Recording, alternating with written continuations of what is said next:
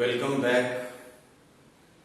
We are discussing structural analysis 2 in the lecture series organized by Department of Civil Engineering, Pimpri-Chinchwad College of Engineering and Research, Ravet, Pune. And we have already covered two important units. The first one was dealing with slope deflection method. The second one was about moment distribution method.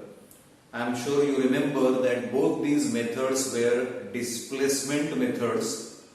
That means the beginning, the focus is on unknown nodal displacements or joint displacements. And now today we are starting with unit number 3, which is also yet another displacement method called as stiffness method. It's effective tool for structural analysis. Why is it effective? What is so special about this stiffness method? It's a very disciplined and specific approach method. The method has a very disciplined approach. The method has very systematic steps.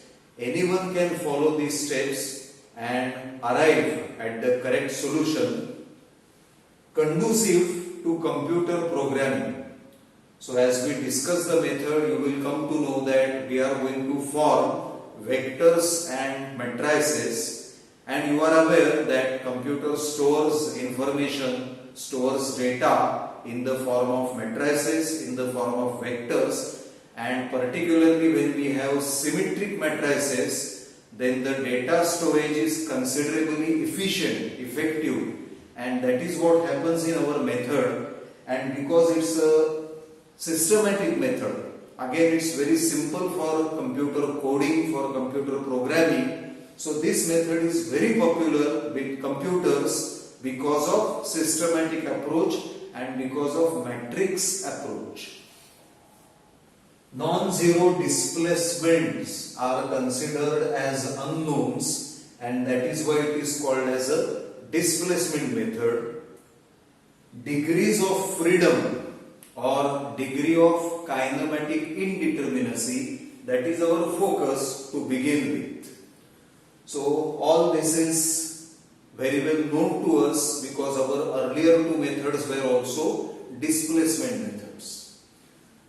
Now let's try to define stiffness, frankly speaking a term which we have already used in moment distribution method as rotational stiffness or stiffness factor, but we are discussing it in a generalized form here, and certain standard results we are going to revise.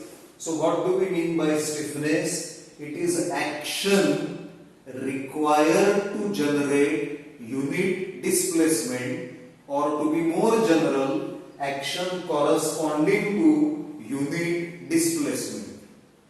For example, we have an elastic body here, and to represent an elastic body, the example of spring is the best example. So suppose we have a spring which is in its natural state, and then I apply an action of A which produces a displacement of capital D. Action of capital A producing displacement of capital D.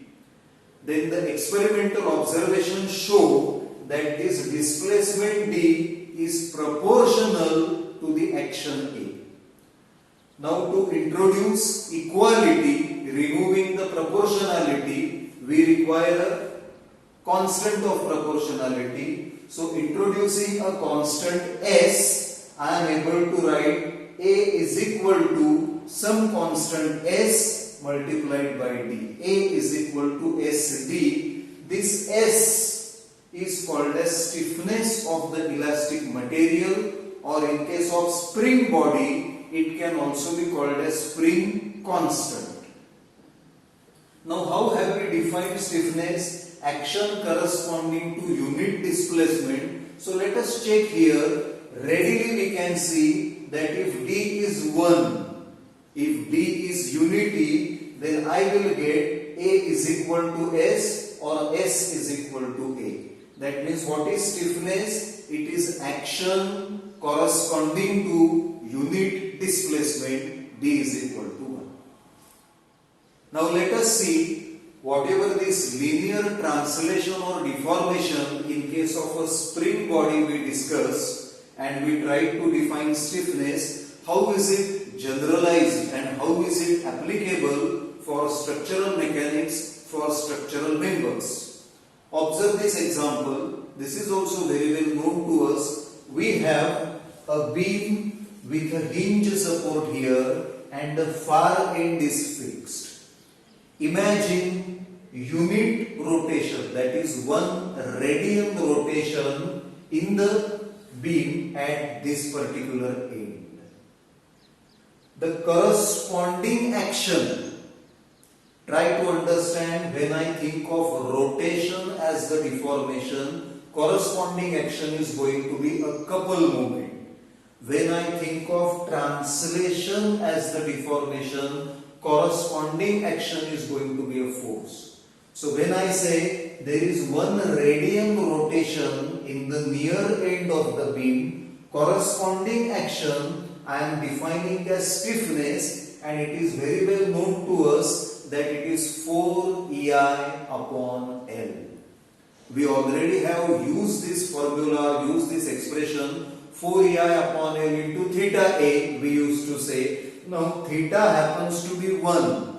So my stiffness, corresponding action I will call as stiffness because my displacement is unity. So corresponding action is 4 EI upon L, and remaining standard expressions also I have shown in my diagram. The far end moment will be 2 EI upon L, and the two end shears or reactions are going to be 6 EI upon L square upwards, 6 EI upon L square downwards. So we have to learn these results by heart. Similarly, if I focus upon pure translation, earlier translation was restricted, only rotation was possible. Now what we are imagining? We are imagining that the supports are remaining fixed. That means rotations are restricted, and suppose the support translates through unity 1. Then the corresponding action, observe, my deformation is a linear translation. So corresponding action which I am trying to define as stiffness has to be the force. So I am defining this force as 12 EI upon L cube. Again, this is a standard result. When delta is the translation, we have 12 EI upon L cube into delta as the corresponding force. Since deformation is unity, the corresponding action I am calling as stiffness, and I am writing it as S is equal to 12 EI upon L cube.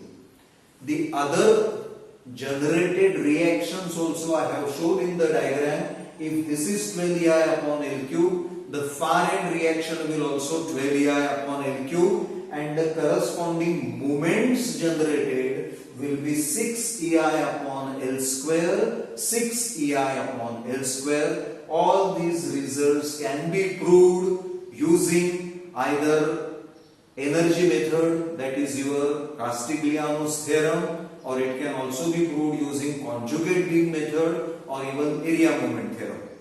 So students will do well to remember these standard results and how corresponding to rotation we are defining rotational stiffness, or corresponding to translation we are defining translational stiffness. So let us see the stiffness method. What is the methodology, what is the approach of analyzing beams to begin with, and later on frames by stiffness method. And as we progress over this discussion, you will again come to know that this is nothing but simple, elegant, efficient superposition principle only to get whatever we require. So we have a propped cantilever, end A is fixed, end B is a prop, that is a exterior roller support, and the beam is supposed to be carrying a UDL of intensity W, let's say kilonewtons per meter. Now I want to analyze this beam, that means I want to find out unknown reactions and later on SFD, BMD, etc. Now what have we discussed? Stiffness method is a displacement method.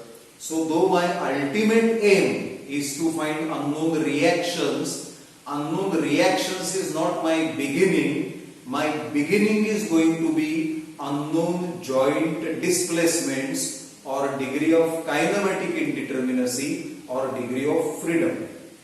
So that is what I am doing. Rather than showing any reactory forces, rather than showing any reactions, I have tried to imagine displaced or deformed shape of the beam of the prop cantilever, what we call as elastic curve.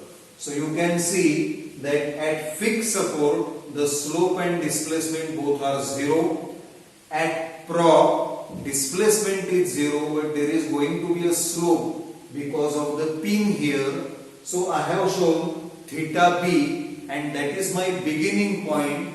What is the unknown joint displacement in the given problem? It is theta b. So that is what I have written. Degree of kinematic indeterminacy is 1. Unknown joint displacement, the notation I am using for unknown joint displacement is capital T. So I have written D is equal to theta b, presumably anticlockwise. That is my first step. Now what am I doing? I am going to use superposition principle. Means this configuration I am dividing, I am splitting into two independent configurations, two independent beams having same length, same E, modulus of elasticity, same I, second moment of area. So see my first beam, and I am going to call it restrained beam. What have I done?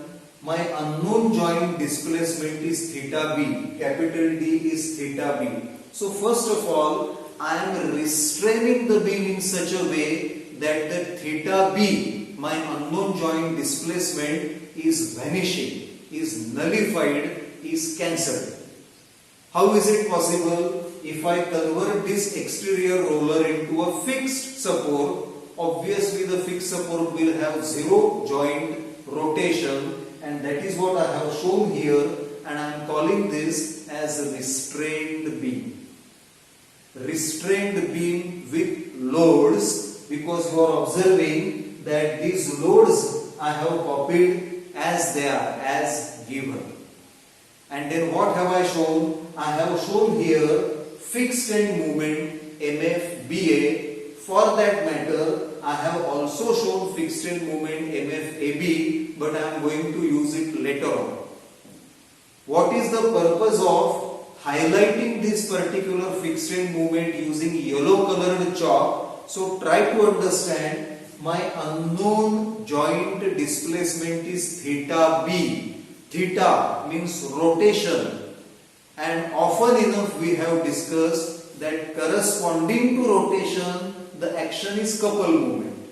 Corresponding to translation the action is a force. So what is happening? Corresponding to theta at B, I am highlighting, I am showing couple movement at B, and this couple movement has been generated in the restrained beam due to loads. Why this couple movement is there? Why this fixed end movement is there? It is entirely because of loads. So that is what we are writing here in restrained structure with loads. That means my second diagram here, which is a part of this diagram. We are splitting given configuration into this plus this. We are discussing first part of it. In restrained structure with loads, action corresponding to unknown joint displacement. My unknown joint displacement is theta b, its rotation. So action corresponding to that has to be couple movement due to loads, because that MFBA is entirely due to loads. And then I have underlined certain words: action, displacement, loads. Action corresponding to displacements due to loads, so that those highlighted words I am picking up and I am forming my notation ADL. It is action corresponding to unknown joint displacement due to loads on the span, of course. It is ADL, and we are very well aware that this fixed end moment is WL squared by 12. It is clockwise, so I am showing it as negative. That is my first observation in my first part of the split configuration. And now next, observe what we are doing. Once this is discussed, now I am imagining theta b in my restrained joint B. Now naturally question arises that if you say this is a fixed joint, how you are giving rotation to it? So we are imagining that the entire fixed wall rotates through theta b. All this is our imagination. Theoretically, this wall or this wall, they are infinitely stiff. They cannot undergo rotation or translation. But to achieve this theta b from my original configuration, I am imagining that this support now yields. This support now rotates through theta b. Why am I imagining like this? Just try to understand. You combine these two drawings and you will get this particular configuration. Just observe. This drawing shows span loads. This drawing shows theta b, rotation at B. If I combine these two, if I superimpose these two, I am going to get my original configuration of prop cantilever with UDL as well as theta. So we are imagining that our support yields through theta b, so that there is anticlockwise rotation theta b and there is corresponding anticlockwise rotation theta b in the end B of beam AB. This moment, again, why am I focusing upon this moment only? Because our unknown joint displacement is theta b.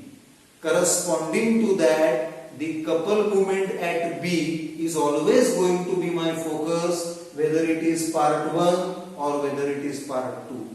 So again, I have not shown full FBDs. Please don't get confused that where are reactions, why sir is not showing reactions, how about end shears or VA, BB, things like that. Yes, they are there, but they are not our focus. They are not required presently in our calculation, so they are not shown. Our focus is unknown joint displacement theta at B, and so corresponding couple moments at B, whether it is restrained structure with loads or restrained structure with theta B after yielding of support B. So again my focus is 4EI upon L into theta B. This standard result is again known to us. We have recently revised it. So that is what I am writing. In restrained structure with D is equal to theta B, means we are imposing that displacement theta B on our restrained structure, but now loads are not considered because loads were already considered in part 1. So there I am writing action corresponding to unknown joint displacement means theta b, and action means that couple moment at that point due to displacement. This displacement we have imposed. Don't get confused in what we are writing. Action corresponding to unknown joint displacements due to loads, and now action corresponding to unknown joint displacement due to that displacement theta b which we are imposing. So we are writing action corresponding to unknown joint displacement due to imposed displacement. I have highlighted A, D, D, and that forms my new notation. A suffix D, D. It simply means action corresponding to unknown joint displacement due to imposing displacement only, that is theta B. So that is going to be 4EI upon L into theta B, that is anti-clockwise, so I am writing positive. So this is my superposition. Original configuration I have split as restrained structure with loads and restrained structure with imposed displacement theta B, as might have been observed in my original configuration. Now, if this configuration is equal to this plus this superposition, this summation should be applicable for every consequence, for every cause.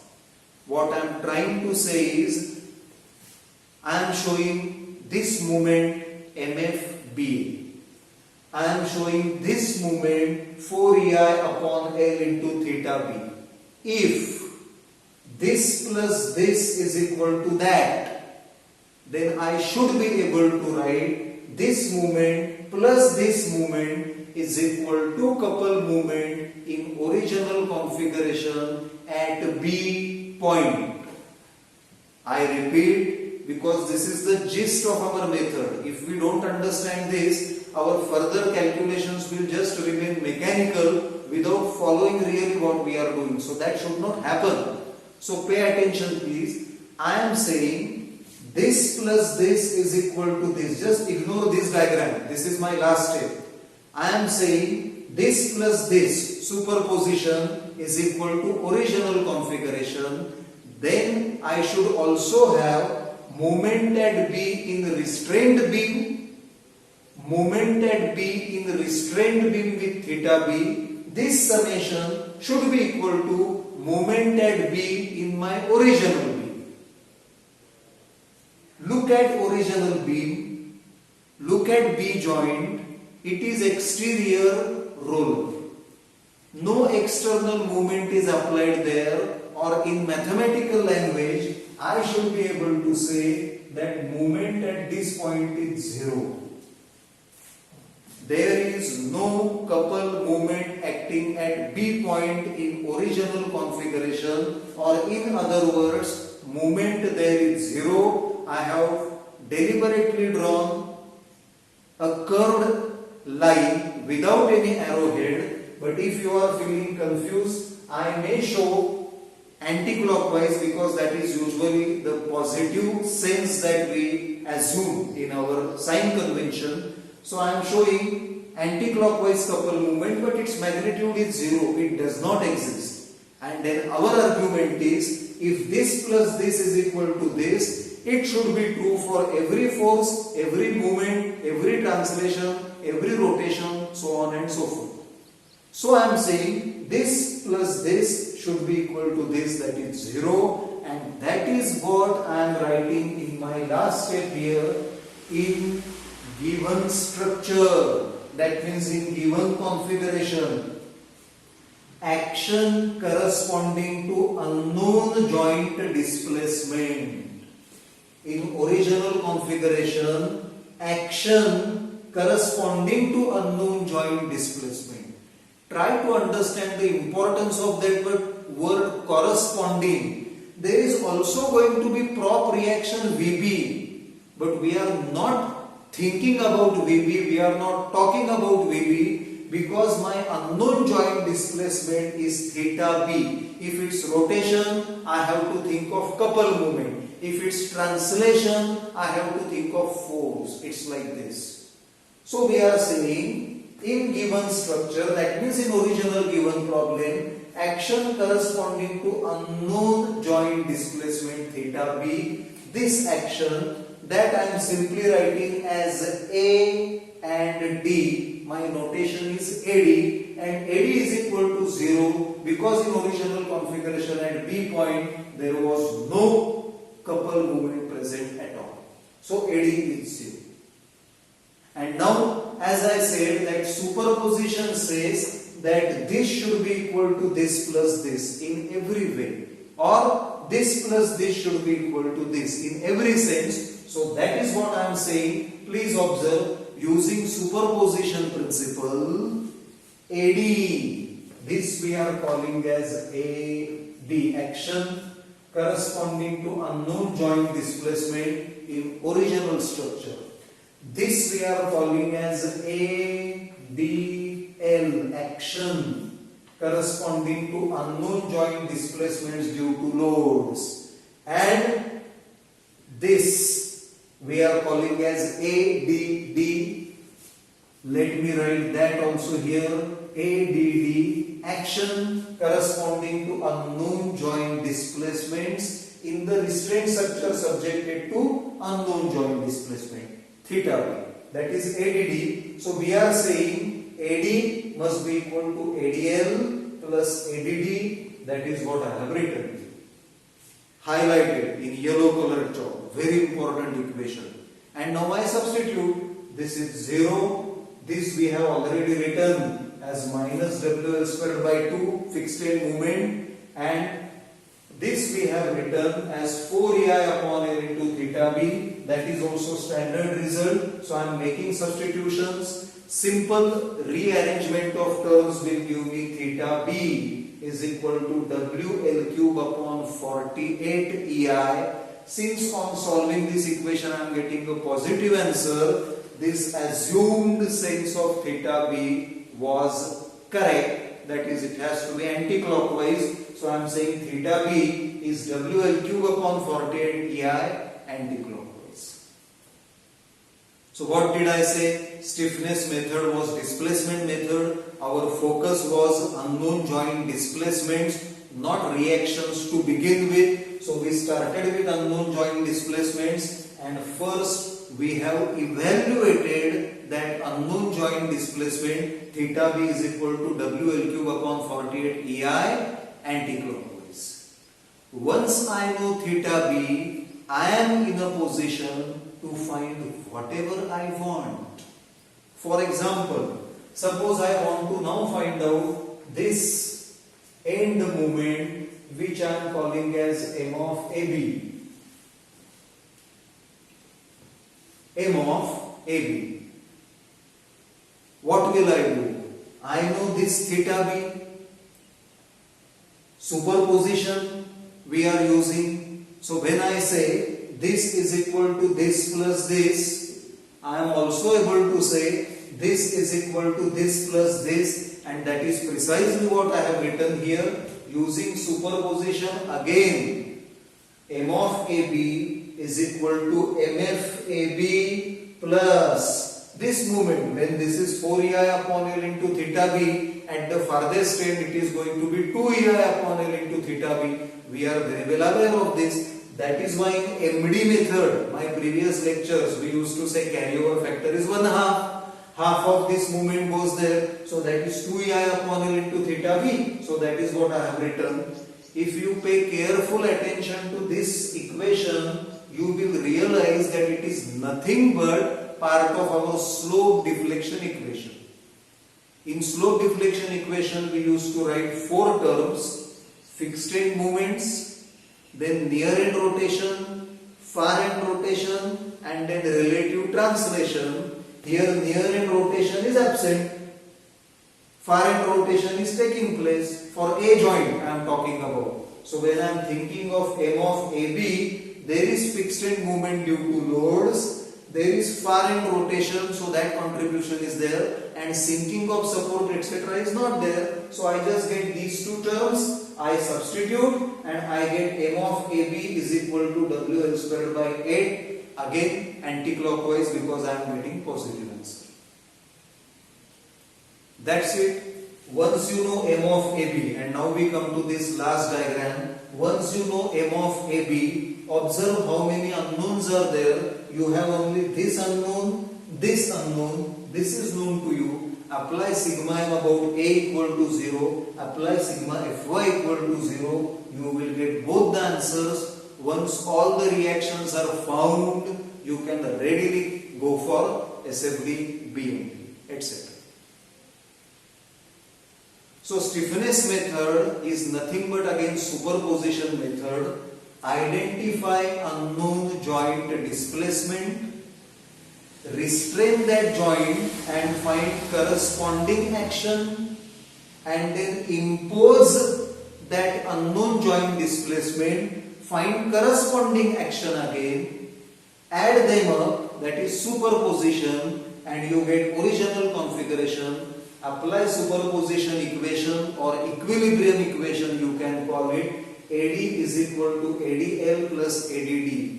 Action corresponding to unknown joint displacement in original structure is equal to action corresponding to unknown joint displacement in restrained structure due to loads, plus action corresponding to unknown joint displacement in the restrained structure due to imposed displacement. Simple superposition or simple equilibrium equation, you apply it, you get unknown joint displacement. Use superposition principle, use equations similar to slope deflection equations, you are going to get m of AB, so on and so forth. Use equilibrium, you get FBD, SFD, BMT. That is what the method is about. Now naturally you might be wondering that yes, we have understood the superposition, it's fantastic, but where is the stiffness method? I was discussing in introduction that stiffness means unit rotation, unit translation. Where is all this and why are we calling this as stiffness method? So yes, once you have understood the gist of the method, that it is superposition, now I will introduce this stiffness part, that where we are going to use stiffness and then why we are calling it as stiffness method. We discussed that we are simply applying superposition. This given configuration of a propped cantilever we are imagining as combination of two restrained beams. One beam is a restrained beam with loads, where I am replacing this particular exterior roller with a fixed end, so that theta b here is 0 and there are external loads, UDL as in our case.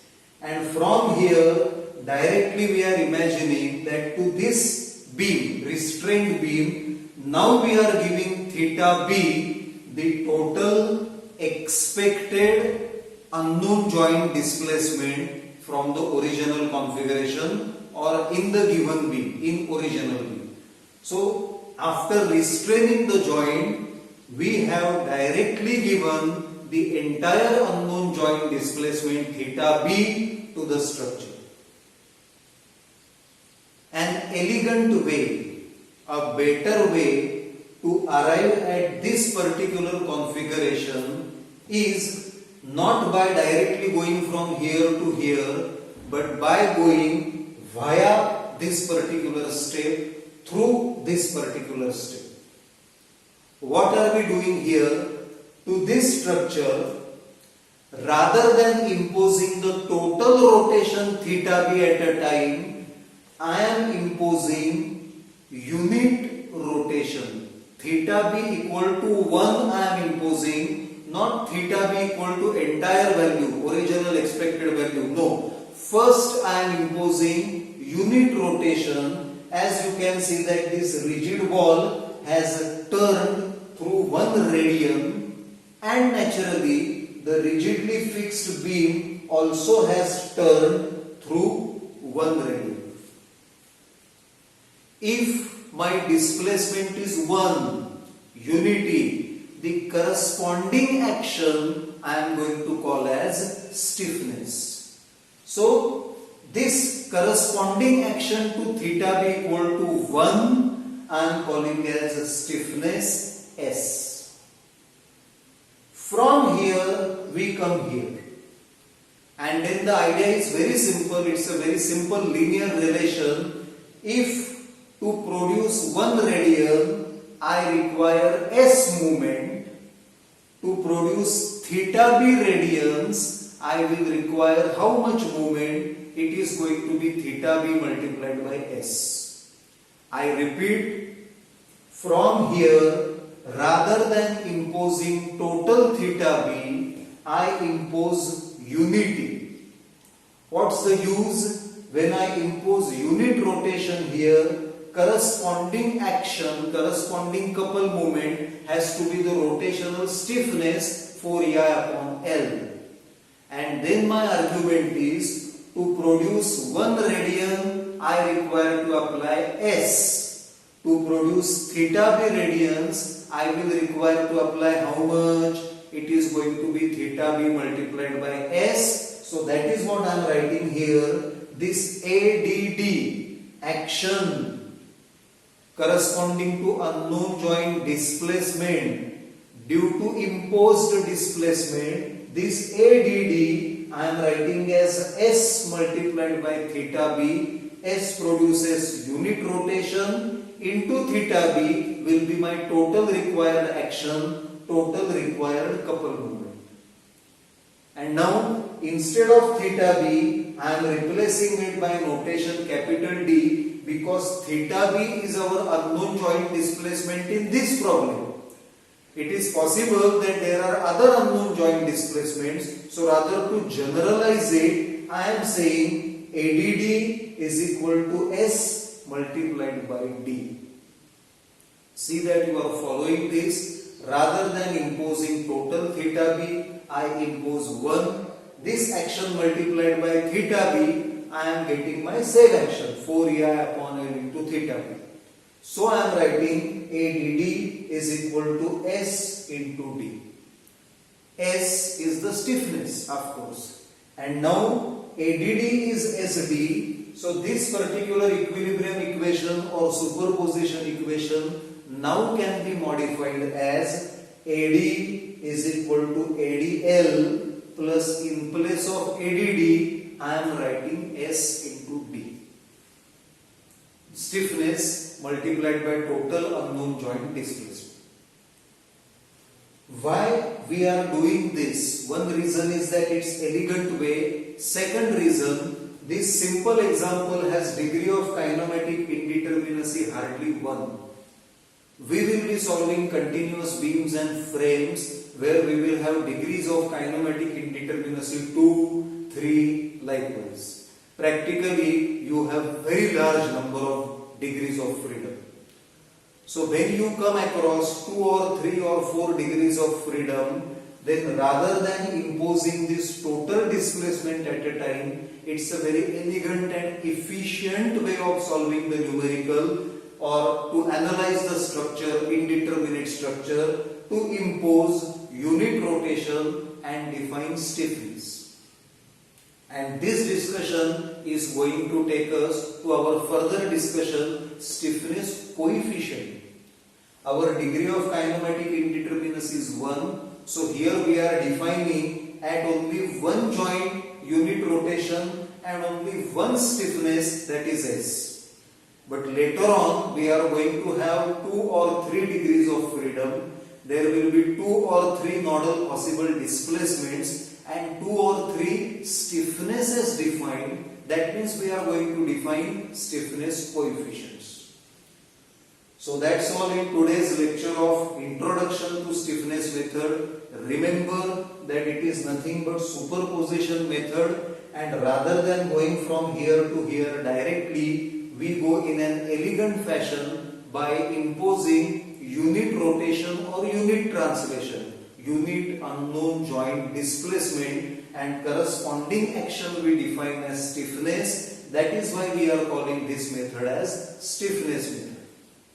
So in next lecture we will see what is stiffness coefficient, how to define it, and then we will solve more involved problems with more number of degree of kinematic indeterminacy. So thank you.